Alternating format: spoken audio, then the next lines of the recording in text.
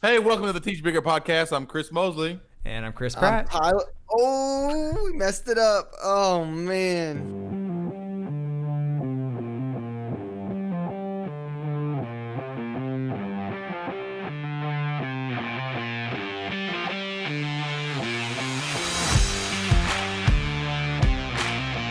Hey, welcome to the Teach Bigger podcast. I'm Chris Mosley. Hey, I'm Chris Pratt. And I'm Tyler Lamond. And we are here back for season 3, ready to give you a life check and update on how we're doing. All right, so it's been a few weeks since season 2 is over, and we've had some major shifts in our environment and changes in our lives. And so we kind of wanted to take an opportunity to just give you all, our listeners, an update so that you can kind of just see where we're coming from as we move forward in this season. First of all, I do want to say a big thanks to everybody who has been listening to our podcast. We are Thank you, people. Yeah.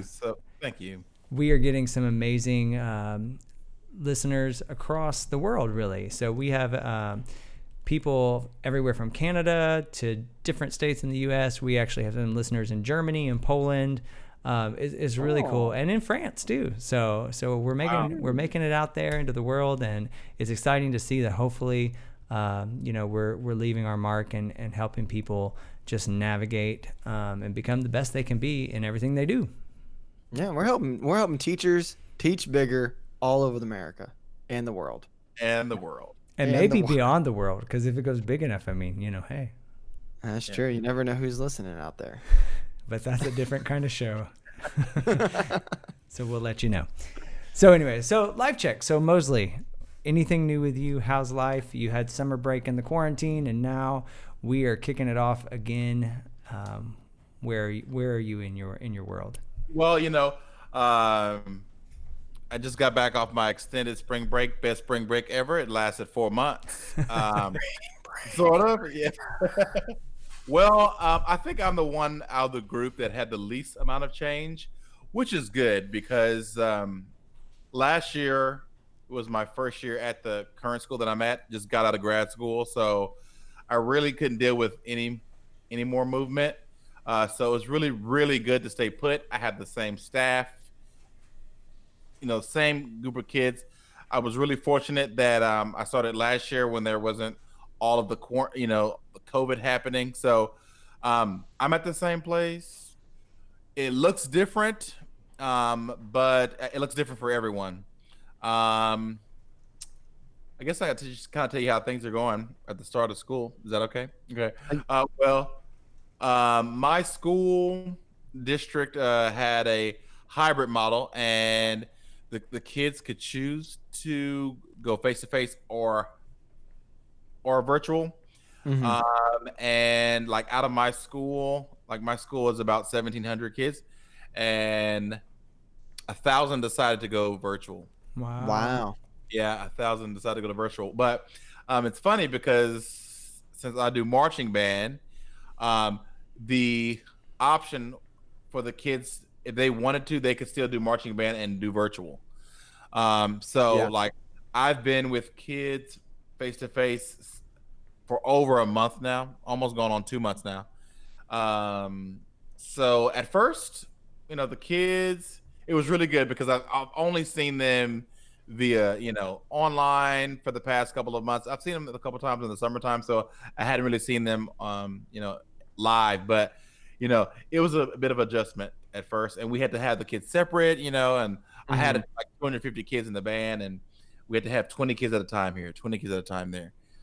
So it was different, but the kids are starting to come around. We're still doing marching band. Marching band is still going. It looks different, but the kids are just starting to almost kind of like be themselves a bit because they're getting used to the newness of everything. But yeah, I get two questions for you, Mosley. My first one is, do the kids, do they seem like eager to come back? Like they're thirsty, or they're hungry for just to do something or to be back? Maybe not necessarily be back with their friends, although I know that's a huge factor of it, but do they seem like willing and like just excited to be back? Okay, so we have two groups, right? You have the group of kids that they are like really brainy, really self-motivated, like the top tier kids that they like the virtual because they can get all their work done and then just have time to chill after that. Like I had those kids, they're like, well, we like the schedule because I can do all my work and then I have the rest of the day just to chill, you know. Mm-hmm. And then you have the kids that try to fly under the radar. I don't really have many of those. We have a couple, but try to fly on the radar because I have kids that are doing band. They come in the morning, they get up like early, they're at the school at 6:15, and then they go home and do virtual. And it's kind of working for them because they're good time managers. They can do work at their own pace, and they can like eat and do their work. So you have that. So, but they're eager to be at school, like at the band with their friends, but as far as like the in and outs of the class and stuff like that, a lot of them are like, I'm good. I get my social part in the morning with everybody, and then they go home and do their work, and they can chill and do whatever else. Okay. So, yeah. Well, that's interesting because I felt like my kids were very well, a lot of them were just eager to get out of the house, but we can talk more about that in a second. My second question to you is because you are the only one of us who hasn't really changed, and we'll talk more in a second. But what, like, without talking about, I guess, too specific or whatever, what made you want to stay? Like, what made you not want to move districts? Or, I mean, was it the school? Was there something going on at the school that's really good? Or is it just that, man, like, I'm just not moving? Was it more of a life and personal decision? Like, what made you not want to move?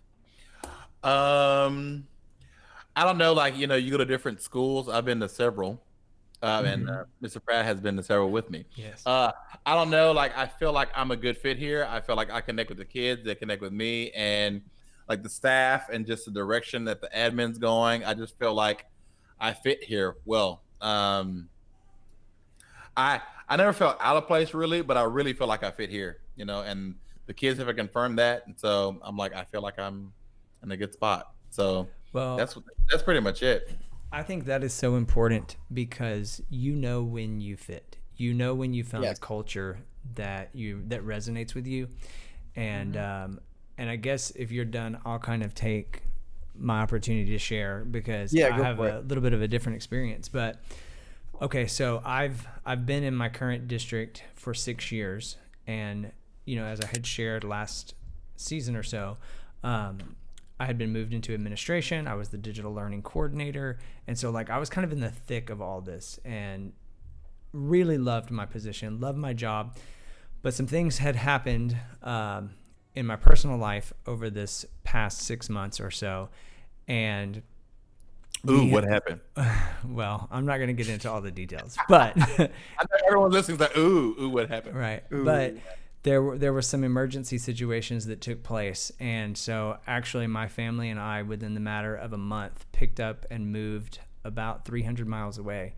And I've completely relocated. I'm in a completely different part of the state. I'm in completely different culture. And it has been a change. And, maybe the biggest change for me is I moved out of administration back into the classroom. So I'm currently a middle school band director, which you got to work again. Right.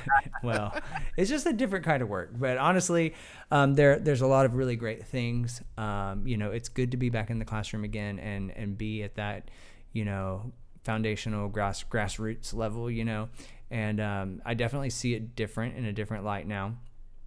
But that being said, I also can say now that I've been in administration, I can really appreciate what they're doing because I'll be honest, it's a lot easier right now that I'm not in administration. It's just a lot easier. And I mean, like, I don't feel as much pressure, and I don't feel like I get to spend more time with my family, which is a really good thing. So, there were some struggles in our move, and I hated to leave where I was because I absolutely loved it and I loved what I was doing. But, once we've kind of made the move and stuff, I find myself in a very unique situation, and I'm actually excited about, the opportunities I'm going to have. So I have a question. Yeah. Okay. So not a lot of people do do the jump back from admin to teaching. Mm-hmm.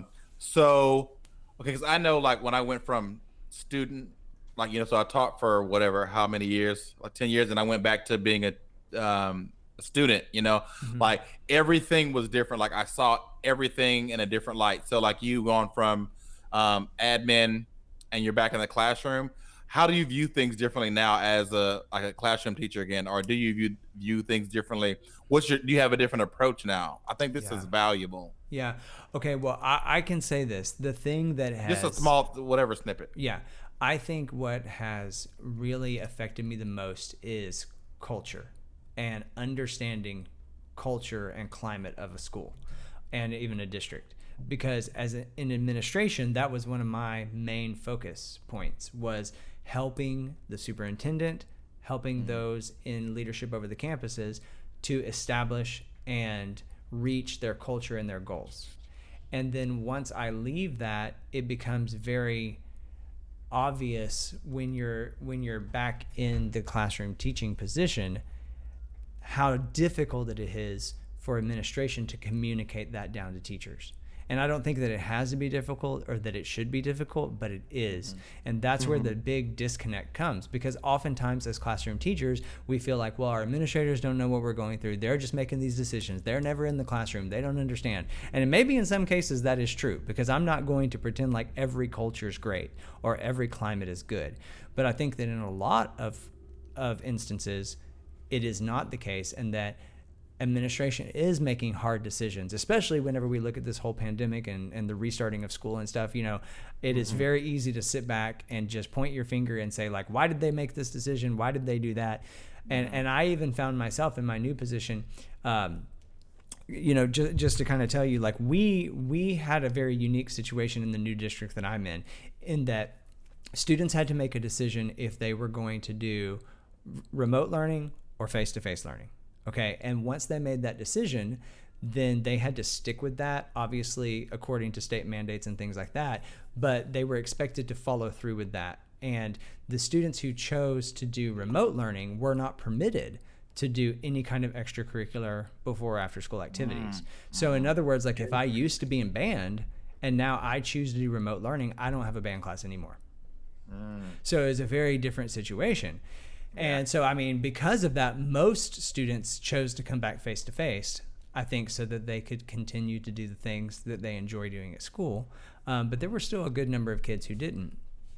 But that being said, we had intended to start the year, the first 3 weeks was going to be kind of like a reacclimation and really just kind of make sure that everything was safe enough. And so the first 3 weeks were going to be completely remote for everyone. We were doing all remote learning. And then after 3 weeks, we were going to bring kids back face to face.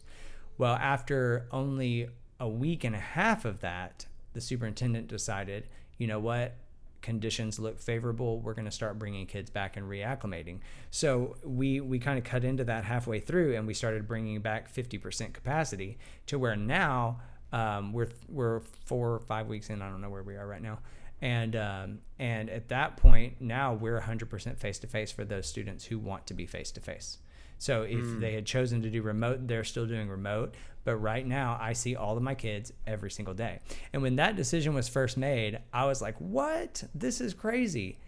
And it was made very quickly from a teacher's perspective. But having the experience I've had as an administrator, I was able to kind of look at it and go like, I can understand why we're doing this, because we have to make sure safety comes first. And it's way easier to come back not at full capacity, to test it out, to make sure our procedures are in place, rather than in 2 weeks just having everybody come back. So, I think just from my experience, a lot of teachers on my campus were really upset, and they thought it was a hasty decision. But then at the same time, I could understand, like, okay, this makes sense. Like, I can see what's happening here. So, like you said, I think that I do see things a little bit differently now. At the end of the day, teaching's hard. And whether it's remote or face-to-face, it's not easy. And, really, I hope that that's why we're here, is to bring some encouragement and some help along everybody's journey here. Well, yeah, you had a lot of change. I did. I had a lot of change. I'm going to tune in because I think you're going to have a lot of good insight this season. Well, if that's implying that I never really had very much good insight before, then I hope I can produce. Tyler, so you tell us any changes on your end? Yeah, just a few little things. I am actually no longer a band director. I was a band director and a percussion director. For You were that bad at it, huh? Yeah, I was pretty bad on it. They kicked me out because they said that I couldn't teach the children. No, really, what happened is during the quarantine, I started looking at other skills, and I dove really hard into computers, and I was already doing a lot of audio recording already, just because that's like one of the things that I do. But Yep. then I started diving more and more into the video recording, and then the applications and streaming and all these things, and I was like, whoa, this is really cool. And I felt like I was growing and expanding more in that field than I was in music and band directing and stuff of that nature. So there was a media position that opened up at the high school, and I applied for it, and I got it. And they told me they gave it to me because mainly because I was interested in my in media. I think mainly they saw my YouTube channel and they thought maybe I knew what I was doing. Little did they know, but That someone else does that YouTube channel for you. yeah, that's exactly. I have a whole. And then editor. someone else even came up with the name. We're not gonna say who, but they might be on this microphone. A big credit goes to Mr. Mosley for coming Thank up you. with one of my Thank you. YouTube channel names. Waiting for my royalties. Go ahead. Well, as soon as I start making stuff, I'll definitely Okay. get them to you. But the program that I took on it's a CTE position, which is really good because it's getting kids certified and ready to go directly into the workforce, which I am all for, and that's something I really wanted to look into. And it's a program that doesn't have a lot going on at the moment, and they wanted me to bring my experience of how to build culture and how to build a program, especially from helping build the band program where I was at, and maybe building up that program, the media program. And so far it's been a huge experience to learn, like how you said earlier, you just kind of feel like you fit. I've been a percussionist and doing bands since I was probably 11 or 12 years old, and I've always felt like I fit in there, but I really feel like this is where I fit and I kind of belong, is doing this media stuff, because I'm still able to do the music stuff, but I'm able to do so much more, and I'm able to actually get kids certified, and I'm learning this whole new CTE world that's out there, and it's really interesting. And plus I get to control the jumbotron during football games, so that's always fun. Are there random moments with your face on it? Yeah, like there's a few times like I sit there at the computer and I'm like clicking like touchdown or whatever, and I'm making things, and I just think like, wow, I control everything right now. Like, That would stress me out so much. I would be so stressed out that I pushed the wrong button and something like, you see like halftime and they just made a touchdown, or like the wrong team got something, and I'm like, yeah. Well, I would be stressed. You want to feel really stressed? The jumbotron crashed twice during the last game, and I had to troubleshoot. And this is something, and I think we could talk about this maybe in an episode. I'm finding it way easier to teach troubleshooting and teaching problem-solving skills through technology. Like I come up with these scenarios to my kids all the time. I'm like, hey, like, I'm on the field and I have a camera and I have this and this, and this isn't working. What do I do to try to find the problem or find the solution or whatever? And they'll like, oh, well, check the wires or do this or do this or do that or do whatever. And I feel like I'm actually doing a pretty good job of doing that. So yeah, and I guess as far as my first week went, I kind of feel like a new teacher again, like a first year teacher, which I think a lot of people do because of all these new techniques and new things and new regulations, guidelines, procedures, pivot, not pivot, hybrid, synchronous, asynchronous. Yeah, a lot of words that teachers aren't normally used to hearing. I will say this: after COVID is finally over, I think that no educator will ever say the word pivot again. It'll be done. That they will retire that word. They'll have to come up with something new. I've yet to hear the word pivot in any of my meetings. I don't share that same thing. Oh, I've heard a lot of pivot. Oh, let me What are tell they you. talking about? Like pivot? What, pivot from virtual to From whatever? your plans. Yeah. Like you plan this, well, let's pivot. Yeah. Let's go to something Yeah. new. Now we got to try this. Now we got to try We need to that. pivot away from that, and we can Right. put these plans in place, and blah blah blah blah blah blah. Yeah, Right. yeah, that's good. Yeah, and as far as my first week went, like I said, I felt like I was a new teacher because not just because of that, but also because I was teaching a new content. Um, so I came up with a lot of new procedures to do and to take care of with the online stuff, and for the most part, I think that it worked. And my professional development, the week or 3 weeks, I think it was exactly 3 weeks because we postponed school by a week. Definitely helped, like, because our professional development was 100% like how to use Canvas, how to engage kids virtually, how to basically like everything that we were going to need to know, or at least it was some form of what we were going to need to know. And honestly, I don't think that I would have survived, or definitely I would not have thrived as hard as I did if it was not for the good professional development that I felt like that I received. I don't know if it was like that for everybody, because I heard horror stories from other schools that You they know what? So like, here's another reason. Speaking about PD, our admin at our school they're phenomenal because they are like people first. You know, Mhm. they know that the teachers make the difference, and so like they give us what we need and try not to overwhelm. You know, Mhm. so our virtual was all our PD was all virtual, and they didn't try to fill in time. You know, they say, okay, we have to give you this and this and this. We're going to give you this time to plan. They made sure to have like things about taking care of yourself on there, and you Mhm. know, every day they gave like an hour just to ask questions about anything that we were concerned about. And then we met as a staff, and we had themes and still like culture. It was like, it looks different, but here's how we're gonna Mhm. make this happen. So we felt very at ease. And then if they couldn't answer the question, they would go research it. And so she says, like, we don't have all the answers right now, but we're gonna go find it, and that's why we're gonna have this thing in the afternoon every day. You bring your questions here, and that's how we're gonna do it. So it was very much teacher centered, helping us with the things that we're gonna need to get started. And it was very, very helpful, and it helped the start of school like very much. So I was really happy with it. Yeah. I wish we can do all the PD virtual I've from heard now that on. a lot. I've heard that a lot. People are like, how come we Yeah. didn't do this before? Like, it's so much easier. It was funny. A funny story. I did all my PD virtual, and then I would drive to the school and teach kids Wow. in the afternoon. Like PD went from like eight to like 3 something, and then I would literally drive to the school.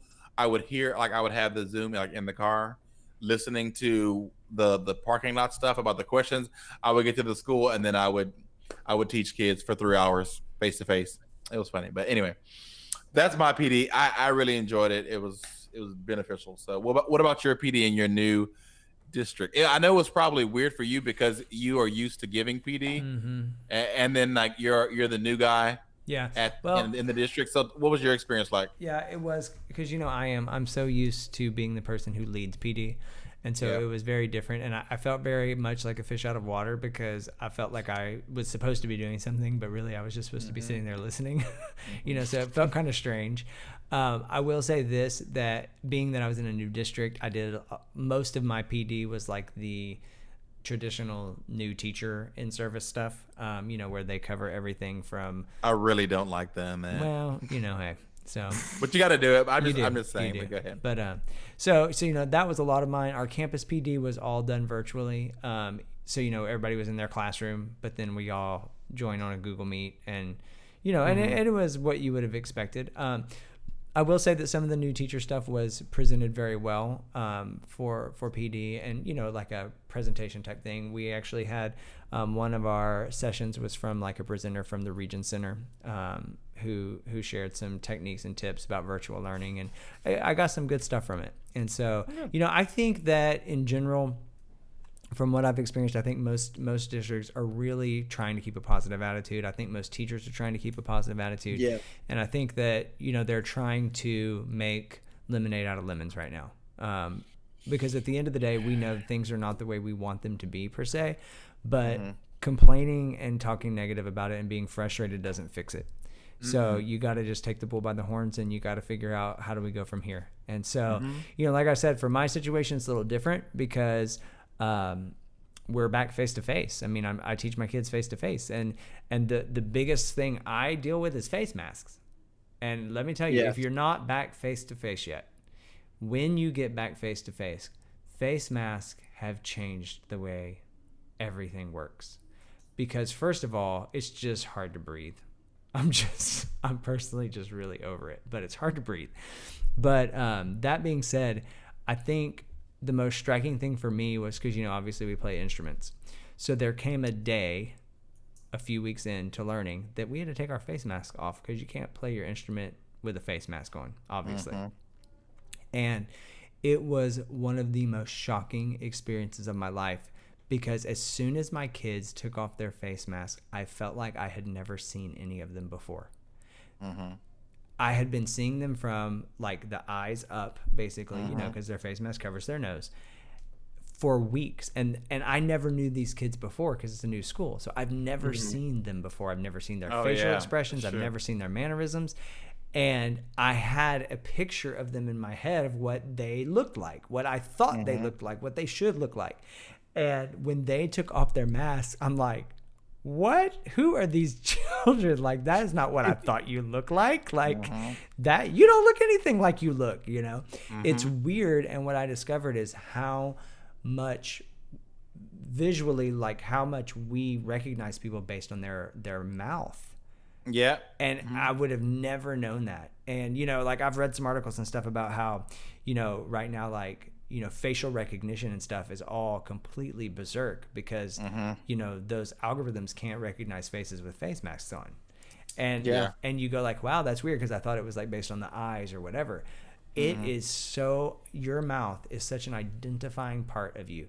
And not just what you say with it, but the way it looks, Yeah. And so to me, that has been a real big, a really strange situation and a bit of a frustration because, like I can't hear the kids when they're talking to me, like I'm like, what? Yeah. What? And then I'm wearing like this face shield. And so when I talk, everything I'm saying is like reverberating back and I feel like I'm on a microphone and I'm talking really loud, but really they can't even hear me. So they're just look, all day, I talk, I'm already like my voice projects. Also means I'm loud, like I'm a loud talker, right?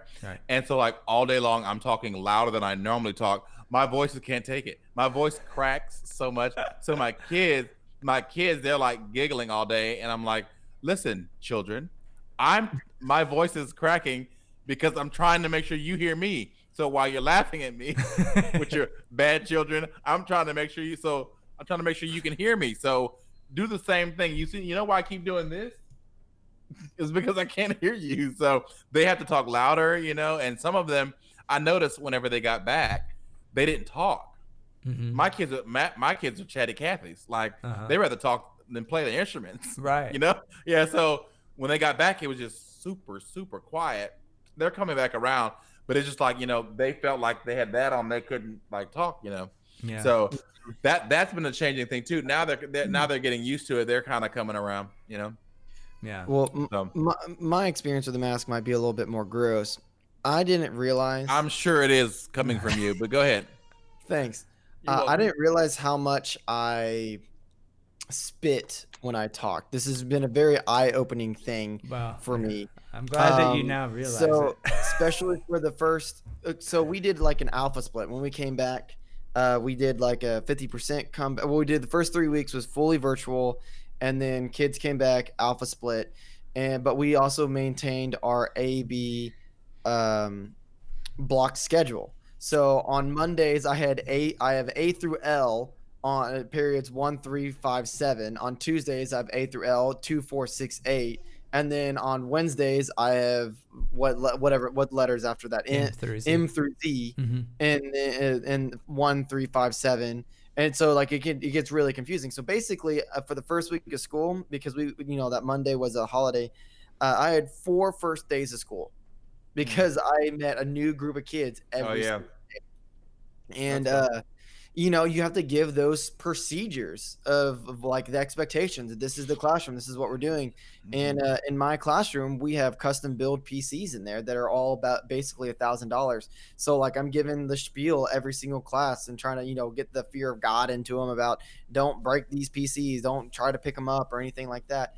And so I'm talking probably a little bit more than I would normally do because it's the first day, but I had to do that every single period for 4 days. And especially after like the second period, because we're on a block schedule, the front of my face mask, right where my mouth was like moist. Ew. And I was like, this is gross, this is disgusting. And I've had to, since then I got multiple face masks because I was wearing the school gave us one that was made out of cloth or whatever, and it's supposed to be reusable and wash it. I had to wash it every single night. And honestly, tell you the truth, if I could have, I would have washed it in the middle of the day because it was not fun. And I even told the kids, I was like, look, my face mask is wet because I'm talking so much. Like, I don't want to wear it, but we are doing it because the governor said, if you want to have school, you must have XYZ. And guess what our school's doing? Okay, we have XYZ, so that way we can, teach you and we can learn you something. Yeah. So. Well, if anyone would tell that story, Tyler, I knew it would come from you. I don't think I'm the only one. Now No, you're not the only one, but you're the only one that would love to share it with thousands of listeners. So. Right. Well, it has made me more conscious of how I talk, for sure. Yeah, and it does. It has. And it doesn't surprise me because the cheekbones, or not cheekbones, but just your cheeks in general, have so many muscles when what's the word I'm looking for? Conveying emotions, like your lips and your cheeks. So it doesn't surprise me that when kids take off their masks, that it's like very surprising, and that it's hard to read the room too. It's almost like it is. We talked about last season, you had the screen and it was hard to tell if what you were saying was coming across. Well, now they're in person and it's still hard to hear or tell what I'm saying is coming across because I can't get a I know. I said that to the kids all the time. I said, can you please just nod or say something back? I said, because otherwise it feels like I'm on Zoom. And then what are we doing? I might as well just go in my office and teach y'all on Zoom. Yeah. And so they respond, but anyway. Yeah. So you know what? So I think I just need to share this too. So like, at the beginning of the semester, I'm gonna say I was freaking out because I don't really freak out, but I was really concerned about how this semester was gonna start. And I consider myself pretty like confident in like how I'm doing things. And a lot of people might feel the same way. And we had a fine arts PD. And one of our presenters said, things are going to be okay. He said, successful people will continue to be successful, And when he said that, I'm like, you know what? Right. So like I took that and I went with it. It's like, you know what? We can do this. And I tell that to the kids. I was like, we just have to adapt to the new normal. And so far that's been working because the kids, like they get confidence on like, you know what? Yes, we can. It's fine. It's going to be different for now, And so the new normal is kind of what we're leading with. And I told my coworker, I said, last year you were a first year teacher. I said, I felt like I had all the answers for you. I said, this year I don't have all the answers. I said, I kind of feel like we're in a raft, the same raft now. And I'm like, just a little bit ahead of you, but like we're going over the waterfall together and I can just tell you just a bit just to kind of keep us going. I said, but we're in this together, so I say that to everyone that's listening. We don't have all the answers, but what we're going to try to do is like be in the same raft, and we're going to try to give you whatever tips that we have to just like stay afloat in this new normal. So if you're going through something, if you're freaking out, if you are a teacher that's experienced and you went into this semester with your confidence not high, like latch on to the fact that you've had success in the past. It just looks different, and I think as teachers we can persevere more than anyone, and we're adaptable. So what we're gonna do this season is give you everything that we can about the things we've experienced, the good, the bad, and the ugly, so we can like navigate in this raft together until we can get on land where we're more comfortable. Yeah, Mosley, that's really great. And, we're really excited about season 3 because we feel like that we're in a pivotal time in education, and we want to be able to support you in everything that you're doing. And I know that there are times when I go like, I just wish somebody would help me. I wish somebody would just tell me. I would just want to hear somebody else's experience. And I think that that's what the Teach Bigger podcast is going to be here for, is to give you those experiences and to just walk alongside of you, because nobody expects us to have it all figured out. I mean, we are growing and learning, and that's one thing that is so important as educators, is that we are always learning, and that we don't get stale and say, well, this is how I do it, or this is what I do. And if there's anything COVID's taught us, it's that it doesn't matter what we do. we've got to figure out how to teach the children. No matter what we did, we have to figure out how we can do it now. So, if you're new to the Teach Bigger podcast, we just are excited that you're here. Thanks for listening. And especially if you're a first, second year teacher, you're kind of new to the teaching environment, I would encourage you to even go back and listen to some earlier podcasts. We cover a lot of topics that, if you're maybe looking for how do I do good classroom management, or, what do I do to start class, or, different questions that you might have, how do I even approach virtual learning. I mean, we've got a lot of episodes that I would encourage you to go check out. So definitely subscribe to the Teach Bigger podcast, whether it's on iTunes, Spotify, wherever you're listening. Just subscribe. That way you get notifications whenever our new episodes come out. And above all, we want interaction with you guys. Our email address is info@teachbigger.com. If you have a question or you have an idea that you were like, man, I wish you guys would do an episode about this, email it to us, because we would love to have real-time experiences with you. We want to hear back, and you say, we want to talk about this, and then bam, we'll do an episode on it. So definitely let us know what you're thinking. Yep. So anything else, guys? No, I think that's it. I'm excited to share the techniques that I tried out, and share the ones that worked, and share the ones that didn't. Yeah. Okay, very cool. So thanks for listening, and we wish you the best this week in your teaching endeavors, and we'll be back with you here soon.